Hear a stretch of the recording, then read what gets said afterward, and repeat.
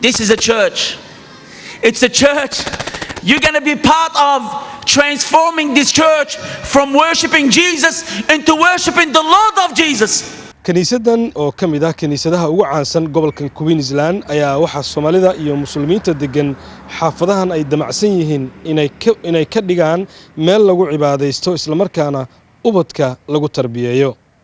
walaalayaal waxa meeshan aan taagnahay waxa weeyaan kaniisada aan doonayno inaan gadano si aan uga dhigno masaajidka ku yaala xaafada Muruka. walaalayaal waxaan doonaynaa inaad naga caawisaan si aan u gadan lahayn masaajidkan. muslimiinta degan xaafadan Muruka iyo hareeraheeda oo ganacsi fara badan ku leh deegaankan masjidka la damacsan yahay in lagu iibiyo ayaa fursad u heli doona in goobtan ay u noqoto meel lagu dukado, wax lagu barto, loogu adeego bulshada, lagana caawiyo inta dhibaataysan, lagana xiriiro mujtamaca intiisa kale. isla markaana ay noqoto goob lagu faafiyo diinta islaamka. inta kadib ayaa waxa aan kala qayb galay casho balaaran oo lacago loogu aruurinayay iibinta kaniisadan si loogu bedelo goob alle lagu caabudo, ubadka muslimiintana lagu tarbiyeeyo.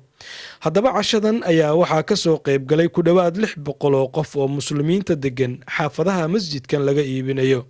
walaalaha muslimiinta ee Soomaalida ee daawanaya adduunka naga daawanaya walaalaha waxa weeyaan barayska kaniisadu waxa weeyaan 1 milyan iyo 800 oo kun waxa weeyaan waxaanu bixinay 176 kun ayaan bixinay waxa weeyaan ilaahay mahadis waxa noo soo aruurtay 1 milyan iyo 350 oo akaanka ku jirta. waxaan kaloo aan kaash gacanta ku haynaa 34 kun ayaan gacanta ku haynaa. totalka lacagtaas waxa weeyaan 1 milyan 660 kun weeyaan.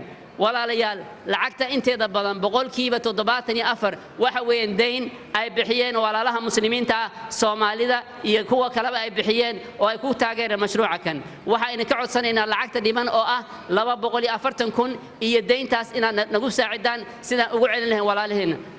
waxaana isla goobta lagu aruuriyay adduun gaaraya 180 kun oo dollar. ilaah ayaa mahadle in badanna waan aruurinay inna way inoo harsan yihiin.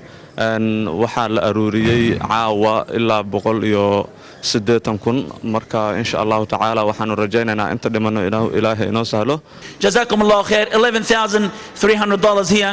May Allah subhanahu wa ta'ala protect us all and preserve us.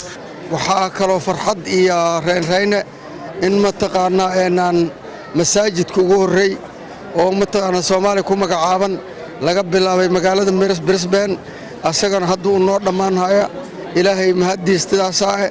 waxaan rajaynaynaa insha Allah ka rajaynaa inuu caawino dhamaado masaajidka ee arimaheena iyo muraadkeena iyo ma sha Allah dadka Soomaaliyeed meel walba adduunka joogaan. waxaan rabaa inaan u sheego lacag badan baan lagu leeyahay, marka lacagta inay nala soo bixiyaan haddii ilaahay yiraahdo.